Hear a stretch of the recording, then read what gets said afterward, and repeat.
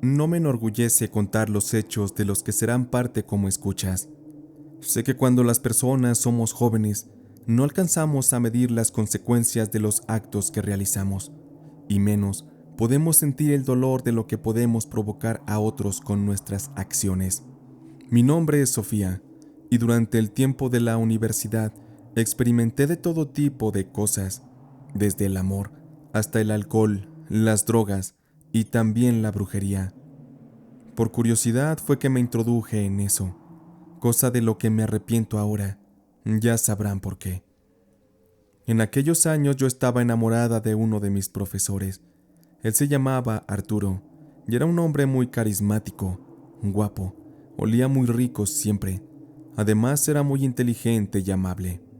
Sé que varias de mis compañeras también se derretían con él y ya habían tratado de cortejarlo, pero Arturo no era cosa fácil. Él estaba casado y muy enamorado de su esposa, quien estaba esperando un hijo suyo. Aún con todo eso, yo a veces fantaseaba con la idea de llegar a tenerlo, aunque sea solamente una vez en la cama, y sentir la pasión que entre Arturo y yo podríamos encender. Admito que muchas noches estando a solas en mi habitación, antes de dormir, yo me acariciaba pensando y alucinando que Arturo me hacía suya, que él me dominaba y me fulminaba entre las llamas de un amor intenso y sin límites. Poco a poco, me fui obsesionando más y más con Arturo, al grado que se volvió enfermizo mi deseo de tenerlo conmigo. Yo no era una persona así, pero había algo en él que despertaba mis más bajos instintos. Así que no me podía quedar de brazos cruzados, y buscaría la manera de atraerlo a mí, aunque sea por una sola ocasión. Con eso yo traté de cautivarlo día a día, sentándome hasta adelante y usando minifaldas y escotes provocativos, también tratando de ser participativa, mostrando mi inteligencia en las clases. Usé mi mejor perfume y mi lenguaje corporal para tratar de llamar su atención, pero nada de eso funcionó. Arturo iba a ser un tipo muy difícil. Yo decepcionada ya no sabía qué más hacer. Mi cabeza daba vueltas y vueltas, y yo no sabía ni por dónde comenzar a actuar. Una noche antes de dormir, estaba yo acomodando algunas cosas de mi habitación y metiendo en una caja libros viejos y cosas para donar. Fue que entre esos tiliches encontré un viejo libro, uno que adquirí en tiempos de la secundaria y que servía para hacer amarres y otras brujerías caseras. De inicio me pareció absurdo que eso pudiera llegar a funcionar, pero no estaba de más recurrir a esa última alternativa con tal de tener a Arturo en mi cama. Después de darle un vistazo al libro, supe que no sería tan difícil. Había varios hechizos muy sencillos. Algunos consistían en amarrar una foto de la víctima junto con la mía y atarla con un hilo rojo y hacerle varios nudos. Algunos otros consistían en quemar un papel con el nombre de la víctima escrito sobre el fuego de una vela roja, a la vez que yo debía concentrarme para visualizar y materializar ese amor. Yo hice esos dos hechizos, y además otro en el que elaboré un pequeño muñeco con la foto de Arturo, y le clavé un alfiler en el corazón para volverlo vulnerable, y aparte, tuve que rezarle al muñeco por varias noches, dándole órdenes e imaginando que se trataba de Arturo. Yo tenía que hacerlo caer a como diera lugar, y reconozco que no creía del todo en la brujería, pero me divertía haciendo aquellos trabajos. Total, si Arturo no llegaba a ser mío, no iba a pasar nada. Los días transcurrieron y yo seguía vistiéndome provocativa para Arturo. La verdad es que yo estaba de muy buen ver y tenía muchos pretendientes, pero todos eran unos babosos inmaduros. Por eso no me atrevía a tener nada con ellos. En cambio, Arturo, él era un dios, un hombre en todo sentido. Yo lo quería a él, solamente a él. Un día noté que Arturo estaba muy triste. La clase ya había terminado, y yo me esperé hasta el final para preguntarle qué tenía. Él dudó un poco en responderme, sin embargo me dijo que estaba bien, que solo eran detalles de la vida de casado. Al escuchar eso mi intuición despertó al instante, y supe que debía actuar. Así que le pedí que, si no le ofendía, podríamos tomarnos un café, y yo con gusto le podría escuchar. Él un tanto resignado aceptó, y me pidió que nos viéramos afuera de la escuela en una esquina, para que no se viera mal que saliéramos juntos de la escuela. Luego podrían pensar mal. Yo acepté y lo esperé a 2 cuadras. Sin pensarlo, me desabotoné un poco la blusa y lo esperé a que llegara.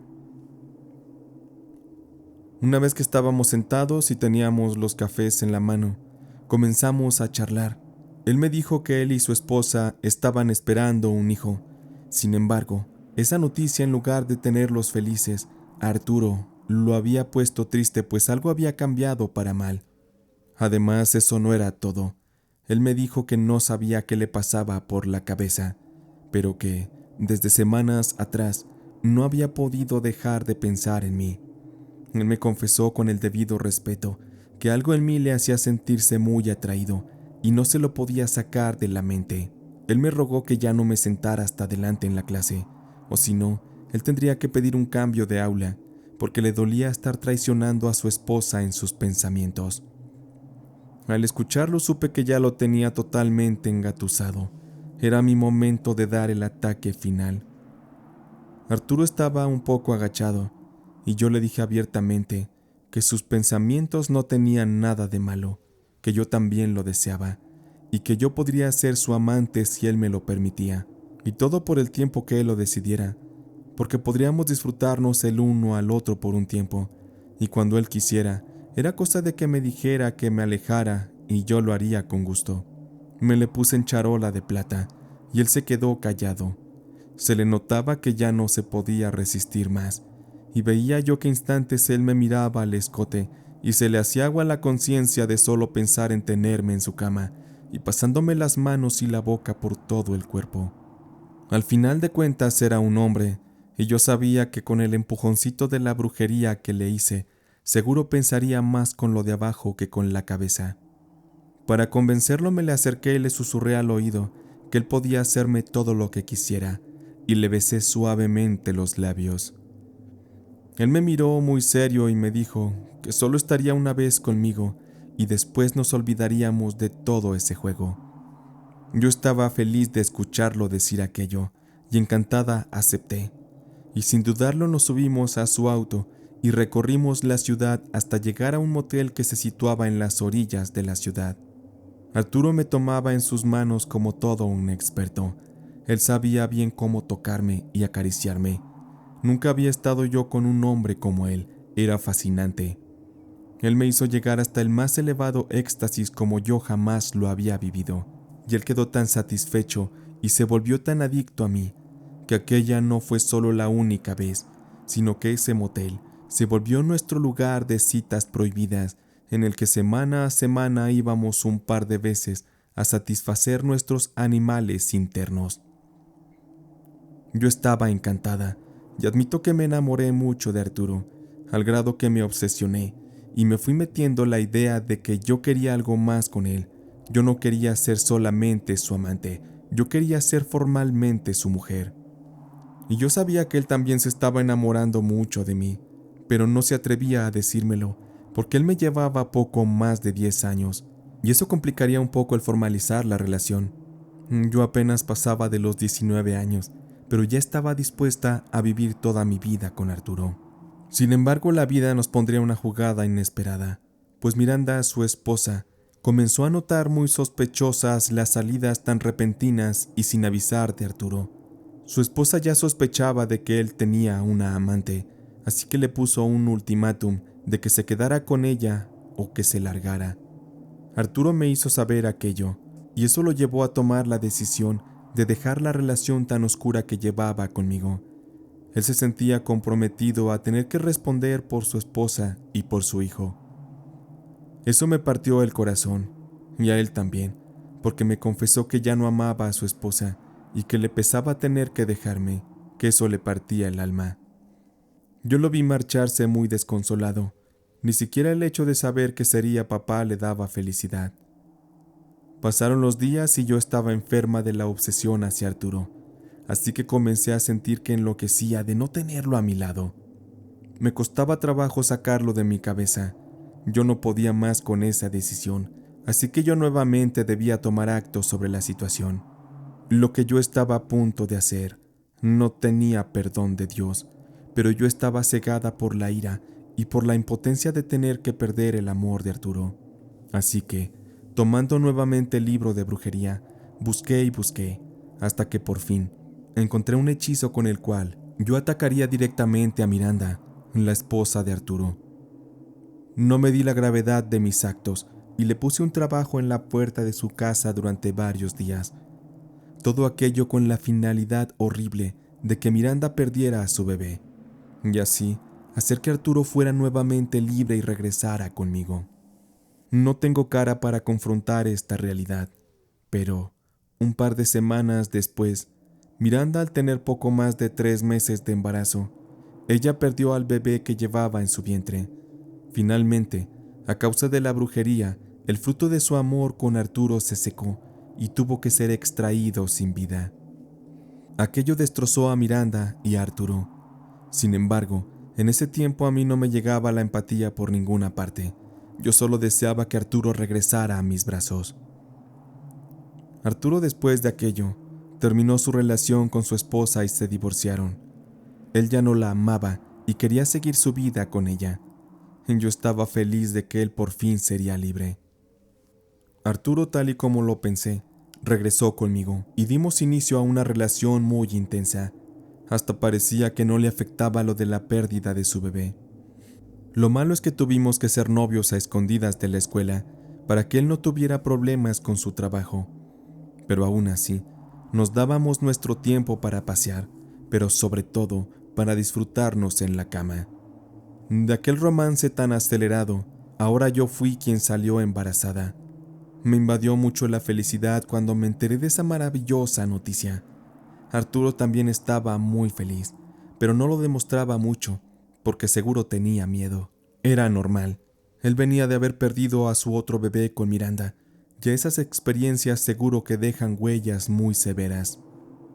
A partir de mi embarazo, Arturo cambió muchísimo. Él se volvió más frío, más distante. Él me confesó que en efecto no se quería encariñar mucho con el bebé hasta que naciera, porque le daba mucho miedo de que lo perdiéramos también. Yo le pedí que confiara en que esta vez sería distinto, que la vida nos estaba bendiciendo por nuestro amor. Pero la verdad es que no era así. Yo había obrado mal, y la vida siempre pasa factura por lo que uno hace.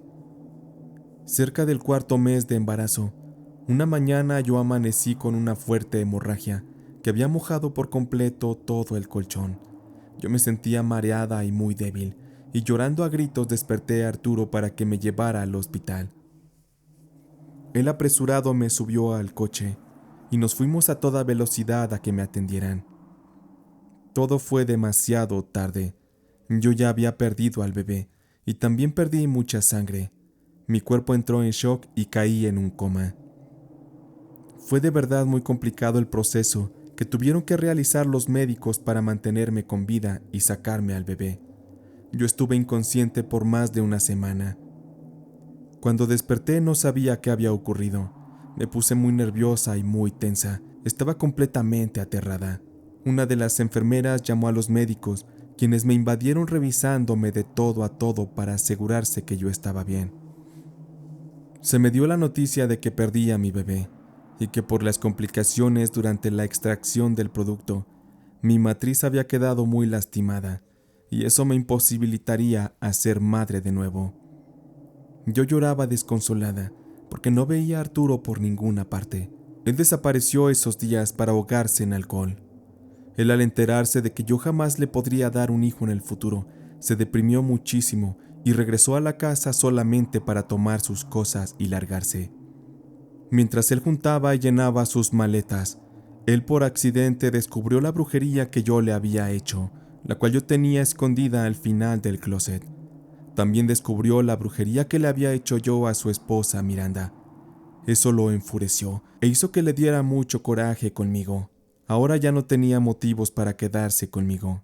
Él fue a despedirse de mí, simplemente para hacerme saber que ya estaba enterado de todas las barbaridades que yo hice en su contra y en contra de Miranda. Él ya no estaba bien, y yo tampoco. Todo aquello había sido un golpe muy duro de digerir. No estábamos listos para tanto. Yo no sé en qué momento hice tantos destrozos en la vida de tantas personas. Arturo se marchó de mi vida y yo quedé destrozada. Mi vida se había ido a un hoyo prácticamente, y yo era la única responsable de todo. Usando aquella brujería destruí mi vida y la de 2 criaturas inocentes. Sé que me merezco el peor de los infiernos. Otra cosa que me destruyó emocionalmente fue saber que Arturo, después de un tiempo, regresó con Miranda, su ex esposa. Ellos se volvieron a juntar para vivir juntos, y un día, por azares del destino, y 4 años después de nuestra relación, me tocó verlos pasear felices y juntos.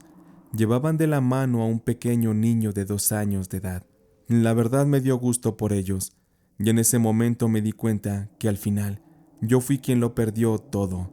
Arturo y Miranda siempre tuvieron un amor real, sincero. Yo solo llegué a meterme a la fuerza, a romper algo que estaba destinado a siempre sobrevivir. En cambio, yo no he tenido suerte en el amor ni en la vida. En todo me ha ido fatal, y he tratado de quitarme la vida en un par de ocasiones a causa de eso. La verdad, espero algún día lograrlo, porque en mi mente mi conciencia me pesa, y no puedo soportar más este infierno de vida en el que me metí al usar la brujería. Fue en enero del año 2001, cuando mi primo Isaac regresó de los Estados Unidos. Él volvió porque lo deportaron junto a otro grupo de inmigrantes que se habían ido a trabajar a Estados Unidos y que eran del mismo rancho donde vivíamos. Sin embargo, Isaac, al no haber regresado con dinero, mi tía Cata no le quiso dar asilo en su casa, porque ella había gastado mucho dinero en pagarle al pollero y al coyote para que lograran cruzar a Isaac para el otro lado. Para mi tía Cata, Isaac era un fracasado. Él nunca había hecho nada de su vida y nunca haría nada, así que ya no lo quería en su casa. Como mi primo Isaac y yo siempre nos llevamos muy bien, y aparte yo le debía un favor muy grande, no me quedó más que darle asilo en mi casa, nomás en lo que él agarraba trabajo y se podía ir. El detalle es que yo estaba casado con Susana, y ella no le hizo buena cara al hecho de que Isaac llegara a invadir nuestra privacidad. Además, ya teníamos 2 hijos, y sería muy incómodo el darle un espacio a Isaac en nuestra pequeña casita.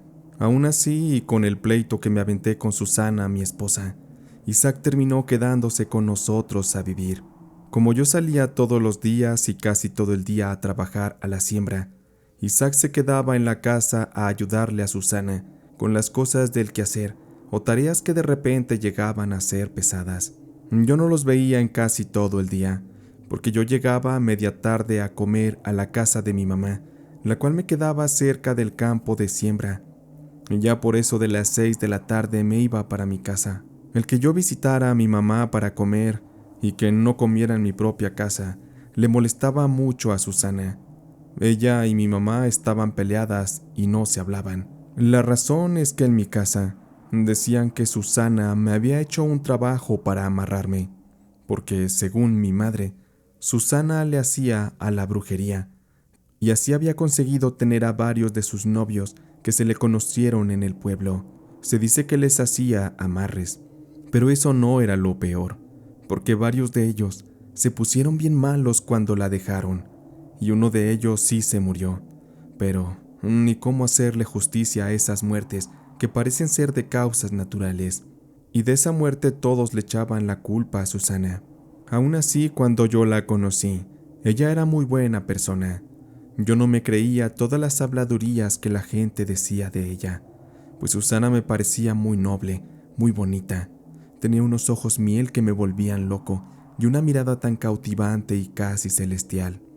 Cuando ella me dio el sí y nos casamos, todo comenzó a ir muy bien. Teníamos comida, techo y tuvimos 2 hijos, pero con la llegada de mi primo Isaac, las cosas cambiaron muchísimo. Para empezar, Isaac y Susana se comenzaron a comportar de una manera muy rara. Se hicieron muy buenos amigos, y en ocasiones que yo llegaba de trabajar y los encontraba platicando, al acercarme yo, cambiaban el tema, como si quisieran ocultarme algo. No le di importancia porque sabía que Isaac era tímido. Además de eso, Isaac de pronto comenzó a tener dinero. Yo no sé de dónde lo sacaba, pero él comenzó a comprarse ropa, cosas, se compró una camioneta, y cada día después de que yo salía a trabajar, él también se iba en ratos, o a veces salía por la noche sin avisarnos.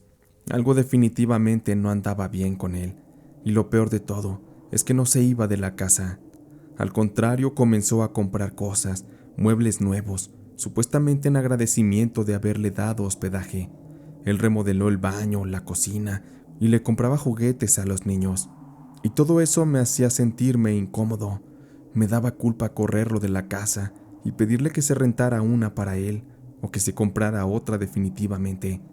Ya no tenía cara para pedirle que se fuera. Y a Susana ni pena le daba. Ella estaba bien contenta de que Isaac estuviera haciendo todas esas cosas. Susana me pedía que no lo corriera, que Isaac era bueno y que nos vendría bien tenerlo en la casa. Pero yo ya me sentía muy invadido por Isaac, así que en algún momento se lo tenía que pedir. Un día me encontraba trabajando en la siembra, y la verdad es que me ganó el hartazgo, y le avisé al patrón que regresaría en 2 horas porque me sentía mal. Me fui directo para mi casa, me subí a mi carrito y comencé a darle. Iba yo muy decidido a toda velocidad, y mi carrito levantaba el polvo de la terracería de lo rápido que daba. Cuando llegué a mi casa, entré. Había un silencio, pues los niños estaban en la escuela. Sin embargo, noté que la camioneta de Isaac estaba afuera estacionada. Noté eso como normal. Sin embargo, de normal no tenía nada. Pues al ir caminando por la sala, comencé a escuchar sonidos que provenían de la habitación de Isaac. Sonidos que me helaron la sangre y atravesaban mi corazón como cuchillos afilados. Caminé suavemente para no hacer ruido, y escuchaba yo la voz de Susana que con sonidos placenteros me hacía darme cuenta que ella e Isaac estaban teniendo un encuentro romántico. Y lo peor de todo es que Susana lo disfrutaba bastante. Lo disfrutaba tanto como hace mucho ella y yo no lo hacíamos. Sin pensarlo, les abrí la puerta, y efectivamente encontré a Isaac arriba de mi esposa, haciéndole el acto que por muchas semanas Susana se había negado a hacer conmigo. Ahí estaba la razón. Isaac era el culpable. Maldito traidor. La furia me invadió y comencé a gritarles. Luego me le fui a Isaac a golpes hasta que lo dejé sangrando y en muy mal estado. Susana, para separarnos, me pegaba con un palo. Ella me rogaba que lo dejara en paz. Así lo hice. Tampoco quería meterme en problemas con la ley. No tenía caso. Isaac para mí no era más que un maldito gusano. Tomé mis cosas y me largué de mi propia casa. Bueno, Susana me corrió. Maldita loca. Ella fue quien me traicionó y yo me tuve que largar. Pero eso me pasó por estúpido de haber puesto la casa y las cosas a su nombre. Así me di cuenta que Isaac le estaba invirtiendo a la casa, porque seguro se querían deshacer de mí y llevar así una vida juntos conmigo muy lejos. Isaac y mi esposa ya lo tenían bien planeado. Me fui de la casa para vivir de nuevo con mi mamá, y Susana me amenazó de que pagaría muy caro el que yo golpeara a Isaac de tal manera. Yo tomé sus amenazas como puras patrañas, pero en realidad, Susana nunca reconoció su culpa. Ella faltó a los valores de nuestro matrimonio, y aparte de eso, no me dejaba ver a mis hijos. Pero había algo que era todavía mucho peor, pues yo empecé a ponerme muy mal. Me sentía débil, sin ganas de nada, y luego me daban unos dolores en el estómago tan fuertes que yo me retorcía. Tenía pesadillas con demonios y me sentía yo muy angustiado y asustado porque en el rancho no había médicos. Había que salir 2 horas en carretera hasta la ciudad. Además, yo no tenía dinero para pagar un médico. Yo me había quedado sin nada. Los ahorros se los quedó Susana en la casa, y yo no podía entrar a recoger ese dinero porque Susana cambió las chapas y no tenía yo manera de entrar. Lo que más me daba coraje es ver a Isaac entrar y salir de mi casa como si nada.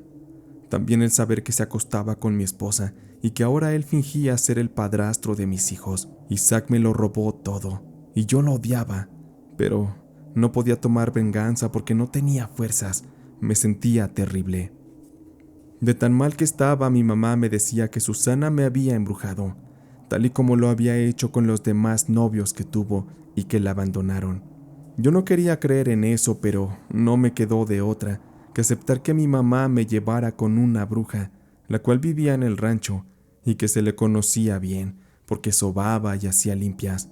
Las personas del lugar confiaban mucho en ella. Un domingo por la mañana, mi mamá me llevó a casa de esa bruja. Doña Panchita le decían. Ella cuando nos recibió me vio tan mal que me dijo: «Ándele, pásenlo rápido, porque a este no le queda mucho tiempo». Sus palabras me asustaron demasiado. No hubo que contarle mucho a doña Panchita. Ella sabía bien lo que estaba pasando y sobre todo sabía cómo ayudarme. Sus ayudantes me acostaron en una cama vieja que parecía de piedra.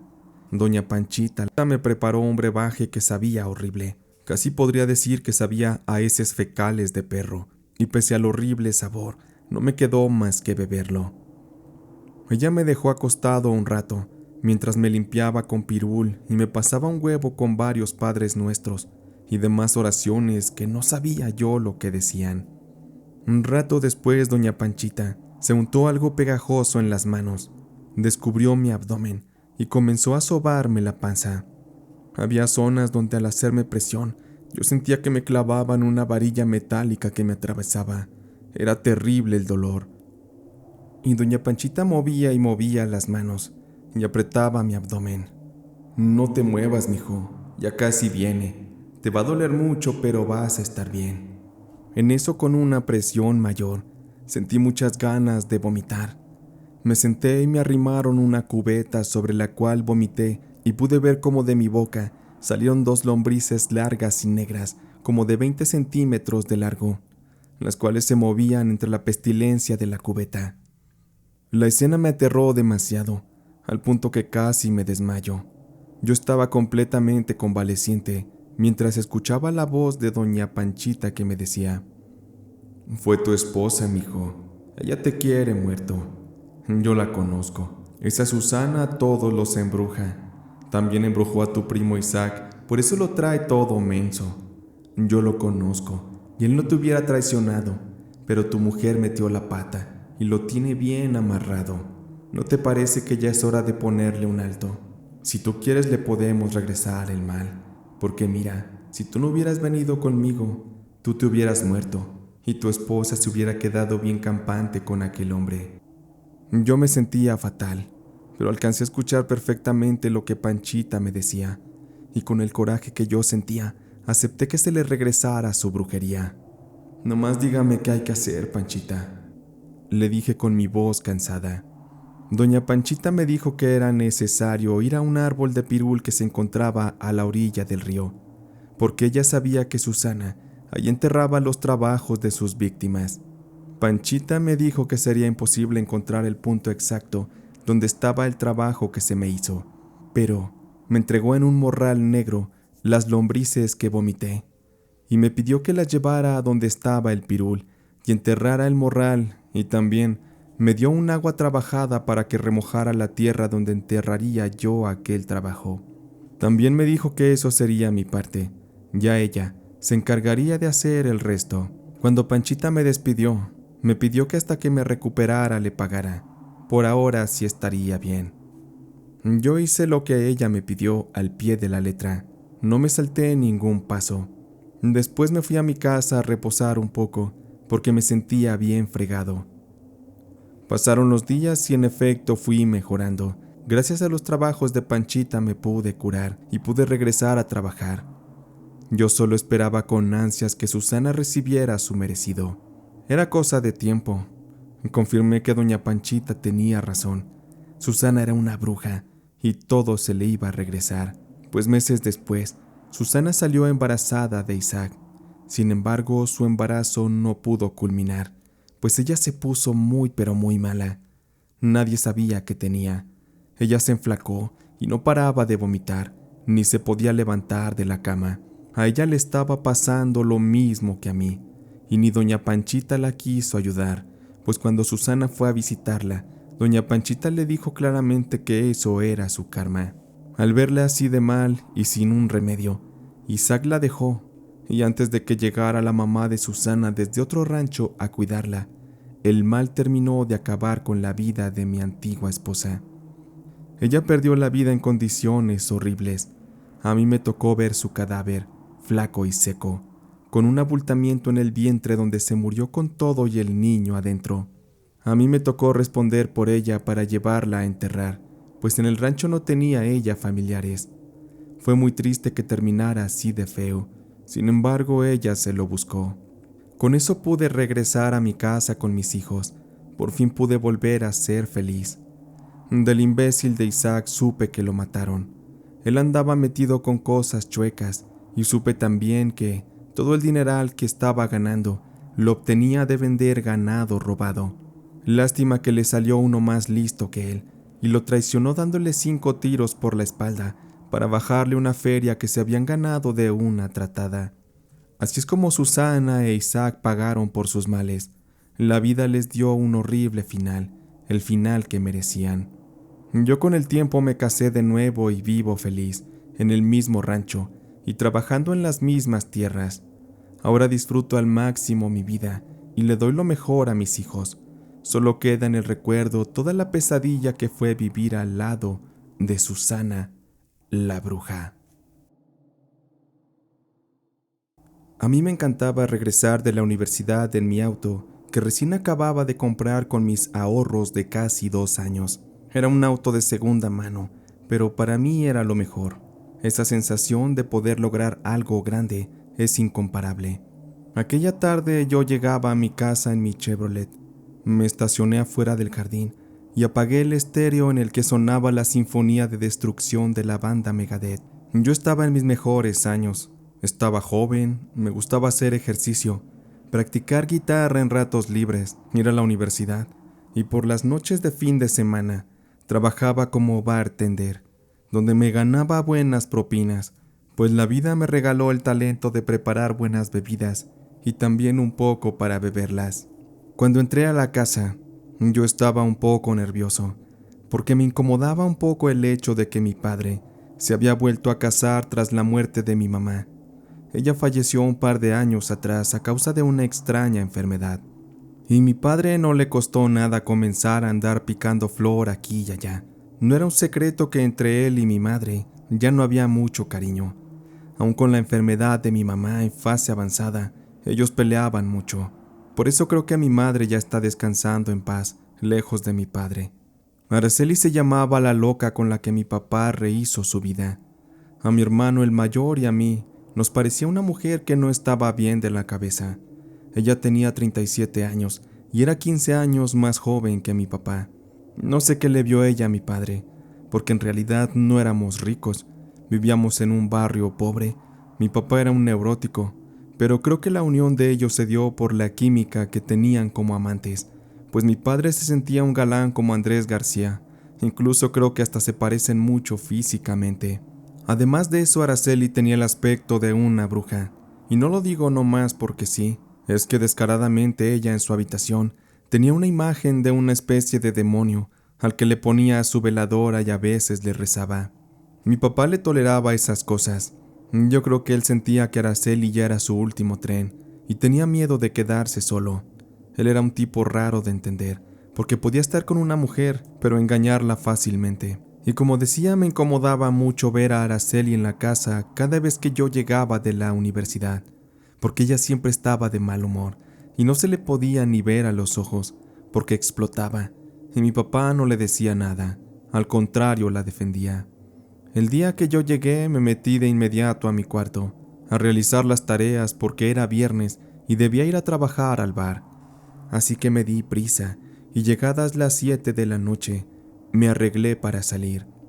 La noche en el bar transcurrió de manera normal y volví a casa a eso de las 4 de la madrugada.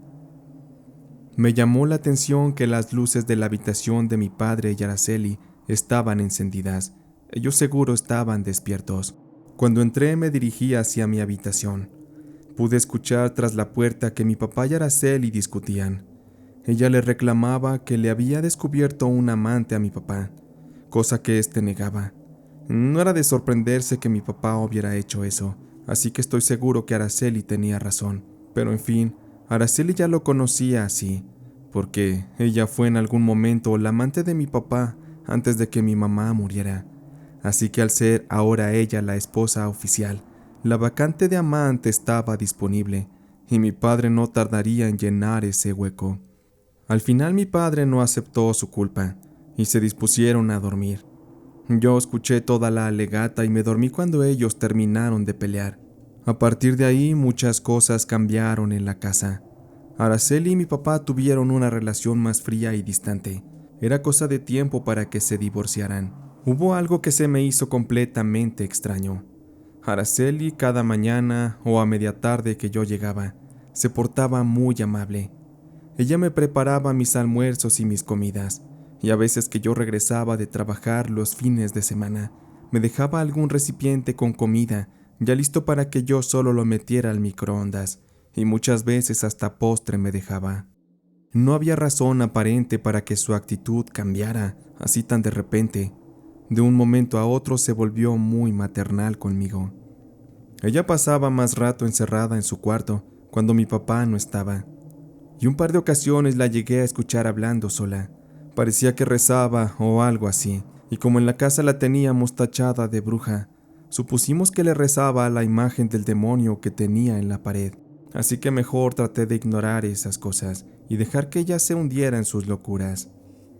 Pasaron los días y yo estaba asustado y nervioso, porque por una extraña razón, cada noche padecía de un fuerte insomnio que me tenía muy preocupado. Lo peor de todo es que la causa de ese insomnio tenía nombre y apellido: Araceli Gómez, mi madrastra. En mi cabeza pasaban infinidad de pensamientos indeseables que ya yo no podía evitar porque me ponía mal. El deseo que yo sentía por mi madrastra era cada vez mayor, y no entendía yo por qué había nacido ese sentimiento, si realmente Araceli siempre me había caído muy mal. Una noche que Araceli y mi papá pelearon, este se fue a dormir quizá a la casa de su amante. Escuché claramente cómo él encendió el auto y se largó. Araceli lloraba encerrada en su cuarto, pero de pronto hubo un silencio abrumador. Después escuché rechinar con sigilo la puerta de mi habitación, como si alguien la abriera. Cuando volteé noté que era Araceli. Se había vestido con ropas muy provocativas para seducirme, para darme el último golpe con el que finalmente yo caería en la trampa de aquella oscura seducción. Ella era muy guapa y su cuerpo, ni se diga. Mi papá hasta eso tenía muy buen gusto, pero aún así, la culpa me llenaba el pecho de saber que era mi madrastra, a quien yo tenía enfrente y a quien yo estaba a punto de poseer en mis brazos. Araceli se pasaba las manos por su piel, acariciándola, y se mordía los labios. Ella caminó hacia mí con sus tacones y se acostó. Me dijo al oído que ella quería estar conmigo toda la noche y muchas noches más. Me prometió que mi padre jamás se enteraría. Además, a él ya no le importaba, porque él ya tenía a otra mujer. Araceli me dijo que desde hace tiempo se había fijado en mí y que ya no podía más con aquel intenso deseo. Yo estaba cegado por un sentimiento, mejor dicho, por un instinto que me dominaba por completo y que me haría rendirme esa noche entre los besos y las caricias de Araceli. La adrenalina nos llevó a un nivel insospechado de pasión que terminó y culminó en un inmenso y placentero vacío. Aquella noche no sería única, tal y como Araceli lo había dicho, pues una y otra vez, cuando mi padre se iba por las noches, Araceli y yo nos entregábamos en cuerpo y alma. Yo ya estaba perdidamente enamorado de una mujer que me llevaba con 16 años de edad y que, para ser peor, era la esposa de mi padre. La experiencia de Araceli y su belleza para mí eran algo irresistible, y no me importaba que fuera la mujer de mi padre. Yo estaba dispuesto a pelear contra él, si fuera necesario, con tal de sacar a la luz y defender mi amor por Araceli. Sin embargo, ella me decía que tuviéramos paciencia, que cada cosa a su tiempo. Araceli me pedía un par de meses de tiempo. Ella decía que las cosas se iban a poner en su lugar, si no, ella se encargaría de ponerlas. Yo no entendía a qué se refería con eso, pero fui notando cosas que me parecían cada vez más raras. Mi padre de pronto comenzó a enfermar de la misma manera que mi madre. Él se la pasaba en la cama, ya no iba a trabajar, vomitaba todo el tiempo, y en el seguro social se la estaban haciendo muy tardada para que lo vieran los especialistas. Había algo muy raro en todo aquello. Yo no era un tonto, y comencé a sospechar de que Araceli tenía algo que ver con lo que le pasaba a mi papá. Y es que ella, cuando decía que era cuestión de tiempo para que nada nos estorbara en nuestro amor, ella lo decía con un tono de malicia que me estaba haciendo pensar que ella tenía algo que ver con lo que estaba ocurriendo. Traté de quitarme por un momento la venda del amor por Araceli, la cual me cegaba los ojos, y traté de ser lo más consciente posible. Además me preguntaba por qué ella le rezaba tanto a aquel demonio, por qué ella era una especie de bruja. Alguna evidencia debía yo encontrar que me diera las respuestas que necesitaba. Así que esperé a que llegara un día de consulta médica para mi papá. Araceli se lo llevó en el auto, y la casa se quedaría sola por cerca de 3 horas. Tiempo suficiente para que yo pudiera buscar evidencia dentro de su habitación. Busqué debajo de la cama, en los closets, en los cajones, pero nada. Y luego fui a donde Araceli tenía el altar al demonio extraño al que tanto le rezaba. Y con miedo y todo, pero revisé la veladora, las flores, hasta el último detalle, pero nada, todo limpio, no había evidencias por ninguna parte. Me sentía rendido y decepcionado. Ya me disponía a marcharme, cuando al ver detalladamente la imagen del demonio, la cual se encontraba enmarcada, había un pequeño resalte sobre el papel en el que estaba impreso, como si hubiera algo oculto tras la imagen. Tomé de inmediato el cuadro, lo revisé por detrás y con cuidado saqué los 4 clavos que sostenían la parte trasera y por fin pude sacar la imagen del marco. Lo que encontré me voló la cabeza, me aterró y me hizo sentir náuseas y un terrible miedo. Pues aquello que creaba el resalte era una tarjeta pequeña con la misma imagen de aquel demonio, pero al reverso, sobre una zona de color blanco, estaban escritos con sangre los nombres de mi madre, el mío y el de mi papá. Con eso todo cobraba sentido, y mi corazón se quebró al saber que Araceli había embrujado a mi madre y por eso había muerto. Ella la mató para quedarse con mi padre. Estoy seguro que también a él le dijo que era cosa de tiempo para que estuvieran juntos. Pero seguro mi padre era tan imbécil que no supo que Araceli estaba embrujando a mi mamá. Él solo pensaba en su propio placer. Ahora yo odiaba a mi padre y sabía que él se merecía todo lo malo que le estaba pasando, porque él permitió que mi mamá muriera. Eso no tenía el perdón de Dios y tampoco el mío. Así fue que me di cuenta también que Araceli me había embrujado para que me enamorara de ella. Ella quería vengarse de mi padre, ella quería destruirnos a todos. A mi mente vinieron ideas horribles, y la rabia que sentía me cegó y me llevó a ejecutarlas. Yo tomé la tarjeta que estaba manchada con sangre y reté al demonio de la imagen que Araceli tanto adoraba. Sin pensarlo me pinché un dedo para que corriera mucha sangre, con la que prácticamente empapé aquella tarjeta que contenía nuestros nombres. La tarjeta se llenó tanto de sangre que estos desaparecieron. Así tomé un objeto pequeño y sobre la sangre fresca escribí el nombre de mi padre y el de Araceli. Yo le pedía a aquel demonio que si su poder era tan grande, yo lo retaba a que acabara con Araceli, que la matara de una forma cruel y despiadada. A cambio yo le entregaba la vida de mi padre. Para mí esos dos merecían lo peor de esta vida, eran un par de escorias.